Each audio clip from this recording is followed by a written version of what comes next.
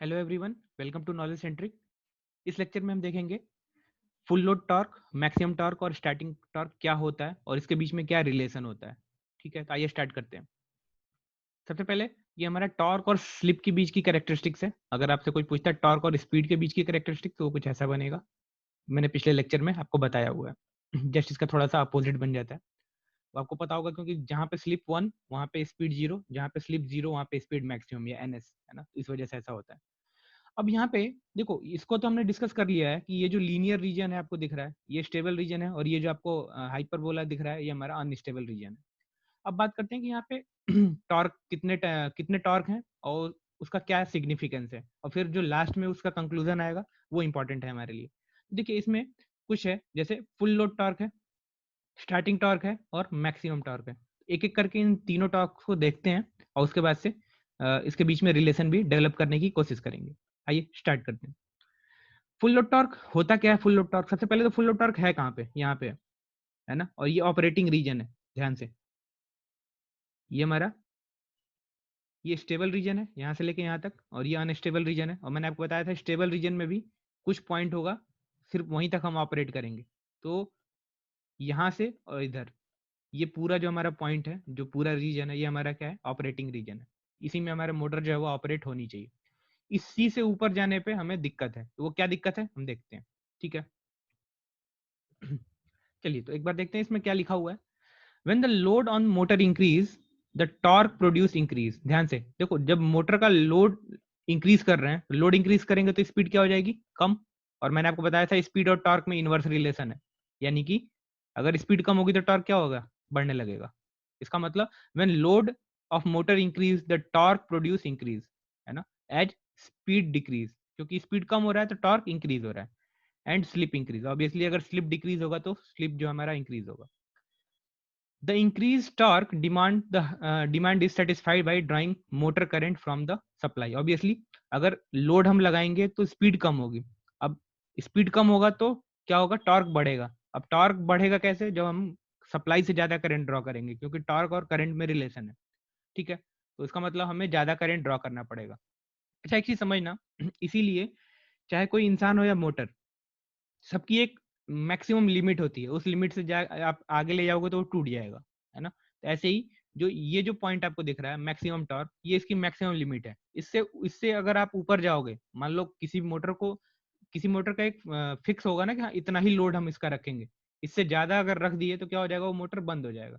तो ऐसा लोड जिसमें हमारा जो टॉर्क है वो मैक्सिमम हो जाए, उसके बाद से क्या हो जाएगा? वो अनस्टेबल रीजन में आ जाएगा, और अनस्टेबल रीजन में आ जाएगा तो क्या हो जाएगा? उसकी स्पीड धीरे धीरे जीरो पे आ जाएगी, है ना। ड्रास्टिकली स्पीड जीरो पे आ जाएगी। तो अब यहाँ पे जो फुल लोड टॉर्क है उसी के बारे में हम देख रहे हैं, तो आप ध्यान से समझना। The load which motor can drive safely, ऐसा लोड जिसपे मोटर जो है हमारा बड़े आसानी से बढ़िया से चल जाए, वाइल ऑपरेटिंग कंटिन्यूअसली। ध्यान से, कंटिन्यूअसली मतलब बहुत देर तक, 2 घंटे 4 घंटे 10 घंटे तक भी चल जाए, is called the full load condition. मतलब एक ऐसा मोटर का लोड जिसपे वो लंबे टाइम तक चल जाए, हम उसको बोलेंगे कि ये फुल लोड है इस टाइम पे। उस टाइम पे जो टॉर्क होगा उसको हम बोलेंगे फुल लोड टॉर्क। ठीक है, यानी कि इससे नीचे ही होना चाहिए मोटर, है ना। मोटर इसके नीचे ही होना चाहिए कहीं पे, इससे ज्यादा नहीं होना चाहिए। फुल लोड से ज्यादा, ज्यादा होगा तो क्या होगा अभी देख रहे हैं। अच्छा, अब देखो ध्यान से, कह रहा है कि the load on the motor can be increased beyond point C. कह रहा है कि मोटर का जो लोड है उसको हम इस सी से ज्यादा भी कर सकते हैं। लोड बढ़ाएंगे तो टॉर्क बढ़ेगा, इसका मतलब हम लोड बढ़ा रहे हैं। लेकिन देखो, अच्छा आप कहोगे ये है तो स्टेबल रीजन अभी भी, है ना। लेकिन एक चीज समझो आप ध्यान से, जब लोड बढ़ा रहे हो आप तो टॉर्क बढ़ रहा है। अच्छा, टॉर्क बढ़ रहा है तो करंट ज्यादा ड्रॉ हो रही होगी। अब भाई एक बात बताओ, जो भी मोटर है उसको हमने एक फिक्स करंट के लिए जो डिजाइन किया होगा। अब अगर ज्यादा करंट ड्रॉ होगा तो वाइंडिंग में क्या हो जाएगा? आई स्क्वायर आर टी लॉस हो जाएगा। आई स्क्वायर आर टी, जिसको कॉपर लॉस बोलते हैं, और ये क्या प्रोड्यूस करता है? हीट। तो अगर ध्यान से समझना, अगर फुल लोड से ज्यादा या फुल लोड टॉर्क से ज्यादा पे अगर हम मोटर को कंटिन्यूअसली चलाते हैं 2 घंटे 3 घंटे 4 घंटे, क्योंकि यहाँ पे टाइम का भी फैक्टर है, कितनी देर तक चला रहे हैं। तो अगर बहुत कुछ देर तक अगर हम चलाते हैं तो क्या हो जाएगा? Continuously Y square R T loss होता रहेगा, और हमारी जो वाइंडिंग है वो क्या हो जाएगी? जल जाएगी। इसीलिए हम क्या बोलते हैं कि फुल लोड टॉर्क से हम ज्यादा एक तो है मैक्सिमम टॉर्क, यहाँ तक हम जा सकते हैं लेकिन जाएंगे नहीं कभी, क्योंकि अगर इसके आगे चले गए हम तो फिर हम वापस नहीं आ पाएंगे, जो मोटर है हमारा वो बर्नआउट हो जाएगा या बिल्कुल रुक जाएगा। तो ये हमारा फुल लोड टॉर्क है जहां तक हमें चलाना चाहिए, इसके नीचे चलाना चाहिए मोटर को। इसके ऊपर जैसे जैसे हम आगे बढ़ते जाएंगे, जैसे जैसे लोड बढ़ाते जाएंगे, टॉर्क बढ़ता जाएगा, टॉर्क बढ़ेगा तो करंट बढ़ता जाएगा, और करंट जो है वो वाइंडिंग को क्या कर देगा, नुकसान। तो अब बात आती है कि अगर थोड़ी देर के लिए चला जाए तो थोड़ी देर के लिए चला जाए, अगर इस सी के ऊपर चला जाए, फुल लोड टॉर्क से ऊपर चला जाए थोड़ी देर के लिए, तो कोई दिक्कत नहीं है, क्योंकि टाइम कम है, तो हीट अभी हो रही होगी, तब तक हम फिर वापस फुल लोड से नीचे आ जाएंगे। तो यही चीज यहाँ पे एक बार देख लेते हैं। The load on the motor can be increased by beyond point C till maximum torque. हम जा सकते हैं यहाँ तक maximum torque तक, but due to high current and hence high temperature rise, there is possibility of damage of winding insulation. Obviously winding का जो insulation है वो क्या हो जाएगा, damage, क्योंकि उसमें heat आने लगी, ठीक है। If motor is operated for longer time duration in this region from C to B, अगर यहाँ से इस C पॉइंट से और इस B पॉइंट तक या A पॉइंट तक अगर आप इसको कंटिन्यूअसली ऑपरेट कर रहे हो इस पॉइंट में, तो आपको करंट बहुत ज्यादा ड्रॉ होगा। अगर करंट बहुत ज्यादा ड्रॉ होगा तो क्या होगा, जो हमारी वाइंडिंग है वो जल सकती है, खराब हो सकती है। इसीलिए जब हम इसको ऑपरेट करते हैं तो हम ऑपरेट कहाँ पे करते हैं इसको, सिर्फ इस वाले रीजन, इस फुल लोड से नीचे नीचे। आई होप आपको फुल लोड और मैक्सिमम फुल लोड टॉर्क और मैक्सिमम टॉर्क में का डिफरेंस समझ में आया होगा, सिग्निफिकेंस समझ में आया होगा। अब बात करते हैं ये वाला पॉइंट, स्टार्टिंग टॉर्क है ये, है ना। आप इसको ऐसे भी समझ सकते हो अगर टॉर्क और स्पीड के बीच का ग्राफ बनाओगे, ठीक है। ये हमारा स्टार्टिंग टॉर्क है। Obviously 3 phase induction motor self start होता है, इसका मतलब स्टार्टिंग में ही इसके पास स्टार्टिंग टॉर्क होगा, ठीक है। तो ये हमारा सिंपल है, स्टार्टिंग टॉर्क ही है ये, है ना, बेसिकली। ठीक है, आगे बढ़ते हैं। सो रीजन ओ सी, ध्यान से, ओ से सी, ओ से और सी तक, region O C up to full load condition allow motor operation continuously and safely, है ना। इस रीजन में ओ से लेकर सी के बीच में हम क्या कर सकते हैं, अपने मोटर को कंटिन्यूअस और आसानी सेफ्टी के साथ में हम ऑपरेट कर सकते हैं। इसीलिए हम इसको बोलते हैं ऑपरेटिंग रीजन। ये स्टेबल रीजन यहाँ से लेके यहाँ तक है, लेकिन ऑपरेटिंग रीजन सिर्फ यहाँ, यही इतना ही पार्ट है operating region. While region C to B, यहां से लेके और यहां तक, is possible to achieve practical but only for short duration. हम इस इतना टॉर्क बढ़ा सकते हैं लेकिन वो सिर्फ कुछ टाइम के लिए, short duration of time, not for continuous operation of motor, क्योंकि अगर कंटिन्यूअस ऑपरेशन करोगे तो आई स्क्वायर आर टी से वाइंडिंग क्या हो जाएगी, जल जाएगी, ठीक है। अच्छा, ये चीज भी आपको ध्यान में रखना है, कई बार आपको मैक्सिमम टॉर्क को वो ब्रेक डाउन टॉर्क बोल देता है या फिर स्टेलिंग टॉर्क बोल देता है, तो आपको ध्यान में रखना है मैक्सिमम टॉर्क का ही ये नाम है, ब्रेक डाउन टॉर्क या स्टेलिंग टॉर्क, ठीक है। अब आप ध्यान से समझिएगा कि ये एक जनरल सा कंक्लूजन है कि फुल लोड टॉर्क जो है वो कम होता है और मैक्सिमम टॉर्क ज्यादा होता है। आपको यहाँ से दिख भी रहा होगा, ये मैक्सिमम टॉर्क है और ये फुल लोड टॉर्क है, दोनों के बीच में आपको एक कंक्लूजन मिल रहा होगा, ठीक है। तो अब बात करते हैं कि इनके बीच में रिलेशन क्या है। तो relationship between maximum torque and starting torque. अच्छा, एक चीज समझना जरा ध्यान से, जो मैक्सिमम टॉर्क होता है, मैक्सिमम टॉर्क, है ना, ठीक है।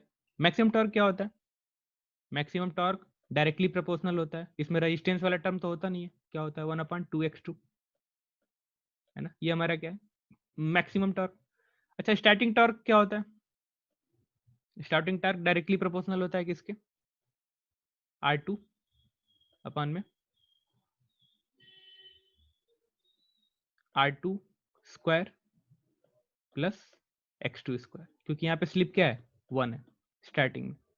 तो ये दो चीजें तो हमने पढ़ी हुई है टॉर्क वाले इक्वेशन में, maximum torque 1/2x2 directly proportional, इसमें E2 का टर्म भी होता है, इसलिए मैंने डायरेक्टली प्रोपोर्शनल लिखा हुआ है, ठीक है, क्योंकि E2 को मैं कांस्टेंट ले रहा हूँ। और जो स्टार्टिंग टॉर्क है वो हमारा क्या है, R2 square plus x2 square, ठीक है। अब मान लो कोई कह रहा है कि इन दोनों के बीच में रिलेशन बताओ, तो हम क्या करेंगे, मान लो मैं ऐसा लिखेंगे, tau starting divide by tau max, मान लो हम ऐसा निकालना चाह रहे हैं, तो क्या आ जाएगा, ध्यान से समझना। टाउ स्टार्टिंग कितना है, R2 अपॉन में R2 square plus x2 square, ठीक है। अच्छा, ये हमारा स्टार्टिंग है।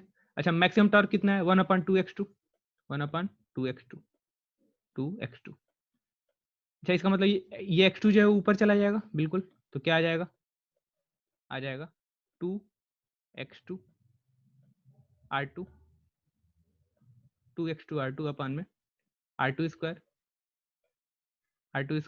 प्लस x2 स्क्वायर, ठीक है। ये हमारा आ गया स्टार्टिंग अपन में मैक्सिमम के एक रिलेशन। अच्छा एक चीज देखो ध्यान से, हमें एक चीज आपको पता होगी, मैक्सिमम जो टॉर्क होता है SM वो कितना होता है R2 अपन में x2, है ना, या यहीं से आपने हमने पढ़ा होगा R2 is equal to SX2। तो हम ऐसा बोल सकते हैं क्या कि SM is equal to R2 upon में x2। तो हम एक काम करते हैं, देखो ध्यान से, इस ऊपर और नीचे, है ना, न्यूमिनेटर और डिनोमिनेटर दोनों में क्या करें, x2 स्क्वायर से डिवाइड करें। तो हम x2 स्क्वायर से क्या कर रहे हैं, x2 स्क्वायर से डिवाइड कर रहे हैं दोनों तरफ, दोनों ऊपर और नीचे दोनों, ठीक है। तो क्या आ जाएगा, देखो ध्यान से, x2 स्क्वायर से हम डिवाइड कर रहे हैं, 2x2 R2 divide by x2 square, ठीक है, डिवाइड पूरा। अभी R2 स्क्वायर है, अच्छा R2 square plus x2 square है, इसको भी हम क्या कर रहे हैं, x2 स्क्वायर से डिवाइड कर रहे हैं। तो मैं ऐसा लिख दूं क्या, ध्यान से समझना, R2 स्क्वायर अपान में x2 square, R2 square upon में x2 square plus x2 square upon में x2 स्क्वायर क्या हो जाएगा 1, हाँ या ना। अब देखो ध्यान से, एक x2 से ये एक x2 कट जाएगा, ऊपर क्या बचेगा, ऊपर बचेगा 2 और R2 अपान में x2, एक x2 बचेगा ना यहाँ पे। तो R2 अपान में x2 को क्या बोल सकते हैं, SM, यानी कि 2SM डिवाइड बाई, अच्छा R2 स्क्वायर अपन में x2 स्क्वायर क्या लिख सकते हैं, SM का स्क्वायर लिख सकते हैं ना, यानी कि SM स्क्वायर और प्लस 1। तो ध्यान से बच्चा, सॉरी प्लस 1, यही हमारा एक रिलेशन है जो आपको ध्यान में रखना है। वो क्या रिलेशन मैं यहाँ पे लिख देता हूँ, स्टार्टिंग टॉर्क और मैक्सिमम टॉर्क में क्या रिलेशन है, स्टार्टिंग टॉर्क और मैक्सिमम टॉर्क में जो रिलेशन है वो है हमारा twice of maximum slip divide by maximum slip का स्क्वायर प्लस 1। इस चीज को आप अपने पास रखिएगा, मैं अभी बताऊंगा कि ऐसा मैं क्यों बता रहा हूँ आपको। देखो ये तो हमारा हो गया डेरिवेशन, है ना, ठीक है, बहुत सिंपल है, मैं आपको फिर बता दे रहा हूँ। देखो अब तक हमने इतना तो समझ लिया होगा कि टॉर्क और स्टार्टिंग टॉर्क क्या है, मैक्सिमम टॉर्क क्या है, और रनिंग टॉर्क या फुल लोड टॉर्क क्या है। स्टार्टिंग टॉर्क में स्लिप नहीं आता है ना, जब रनिंग टॉर्क या फुल लोड टॉर्क आएगा तो उसमें स्लिप आने लगेगा, यहाँ ऊपर भी स्लिप आ जाएगा, एक स्लिप यहाँ आ जाएगा और एक SX2 का होल स्क्वायर आ जाएगा। और मैक्सिमम टॉर्क में सिर्फ रेजिस्टेंस पे डिपेंड नहीं करता है, तो रेजिस्टेंस आएगा ही नहीं मैक्सिमम टॉर्क में, यानी कि 1/2x2। आई थिंक इससे आप फेमिलियर हो गए। हम अब कर क्या रहे हैं, बहुत सिंपल, स्टार्टिंग अपॉन में टाउ एस अपॉन में टाउ एम लिख दिया, और ऐसे इसको मैनिपुलेट करके ऐसा लिख दिया। और बस एक चीज आपको ध्यान में रखना है, आपको दो ऊपर और नीचे न्यूमरेटर और डिनोमिनेटर दोनों में x2 स्क्वायर से डिवाइड कर देना है।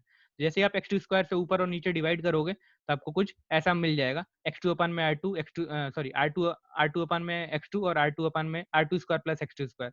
तो जहां आपको r2 अपन में x2 मिले उसकी जगह पे क्या लिख दो, sm लिख दो, तो आपको कुछ एक ऐसा फार्मूला मिल जाएगा, टाउ स्टार्टिंग अपन में tau maximum is equal to 2 sm upon में sm स्क्वायर प्लस 1।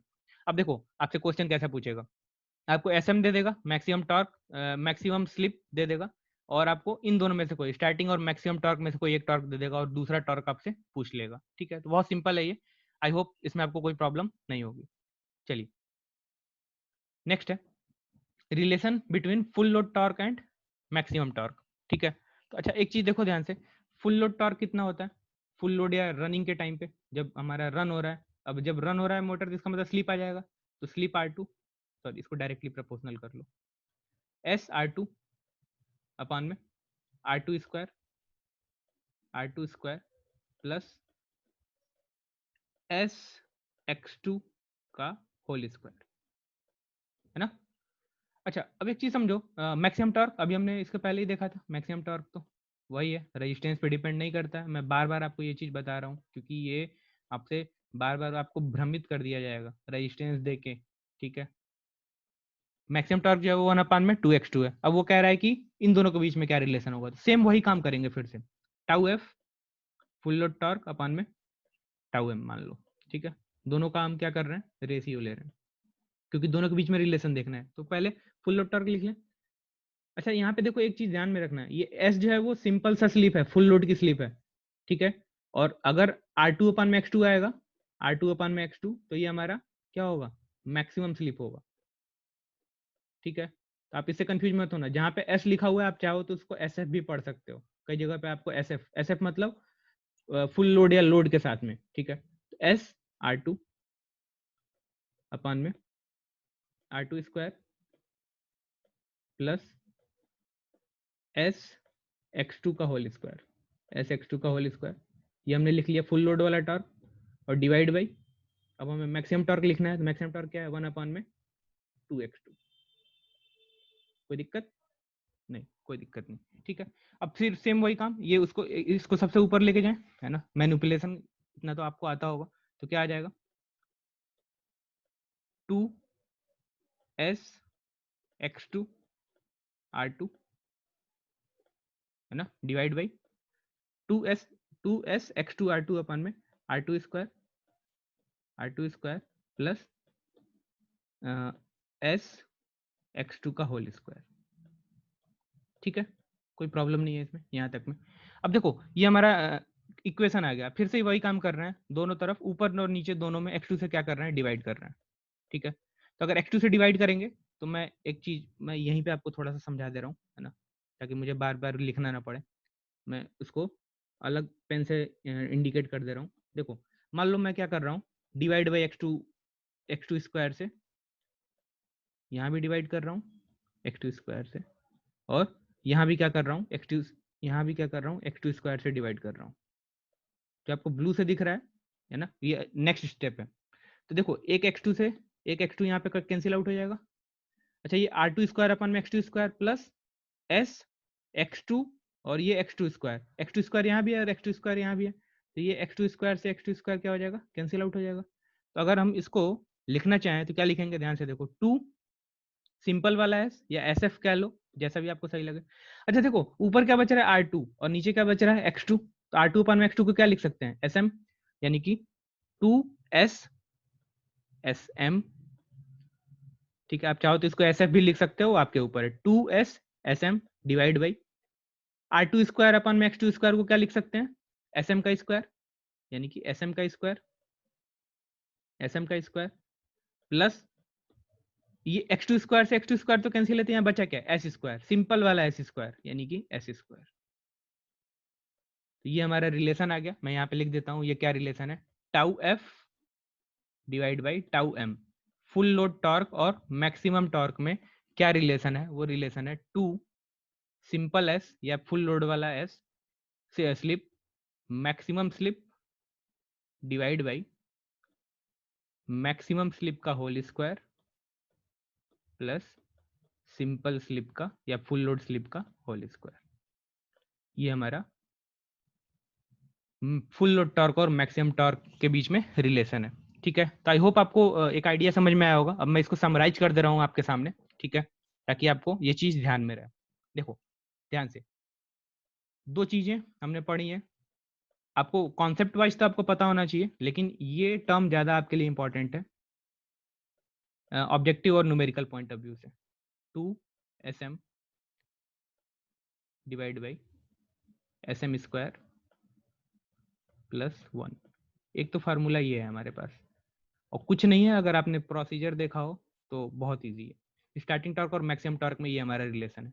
अच्छा, अगर मान लो फुल लोड टॉर्क और मैक्सिमम टॉर्क में रिलेशन पूछे, मैक्सिमम टॉर्क में रिलेशन, तो वो क्या आ जाएगा, टाउ एफ अपान में टाउ एम क्या आ जाएगा, 2 सिंपल वाला एस या फुल टाइम वाला slip S M maximum slip divide by S M का स्क्वायर मैक्सिमम स्लिप का स्क्वायर प्लस सिंपल स्लिप या फुल लोड स्लिप का स्क्वायर। ये दोनों आपको ध्यान में रखना है। मैंने आपको बताया इसमें से सारी क्वांटिटीज पता होंगी, जैसे 4, अगर 3 अननोन है तो 2 पता होगा और 1 नहीं पता होगा, कुछ ऐसा। ठीक है, बहुत सिंपल सा क्वेश्चन आता है, कई बार ये डायरेक्ट क्वेश्चन आ जाता है ना। ये फार्मूला आपके लिए ज्यादा इंपॉर्टेंट है, ये वाला पार्ट स्टार्टिंग और मैक्सिमम में, है ना। डायरेक्ट आपसे फार्मूलेज भी कभी पूछ दिए थे कि इसमें से कौन सा रिलेशन सही है। ठीक है, तो आपको कुछ नहीं करना है, बस स्टार्टिंग टॉर्क मैक्सिमम टॉर्क और फुल लोड टॉर्क का बस वो डायरेक्टली प्रोपोर्शनल ध्यान में रखो, कुछ नहीं करना है, दोनों को डिवाइड करो और फिर उसके बाद से क्या करो, एक्स स्क्वायर से दो ऊपर और नीचे दोनों तरफ डिवाइड करके, और फिर देख लो कि जहां जहां एस एम आ रहा है आर टू अपान में एक्स टू, उसकी जगह पे एस एम लिख दो, बस बाकी सारी कहानी ऐसे ही है। ठीक है, आई होप आपको स्टार्टिंग टॉर्क, मैक्सिमम टॉर्क और फुल लोड टॉर्क क्लियर होगा, और इसके बीच में जो रिलेशन है जिस जहाँ से आपके क्वेश्चन बन सकते हैं वो आपको क्लियर होगा। तो चलिए मिलते हैं फिर नेक्स्ट लेक्चर में। Thank you.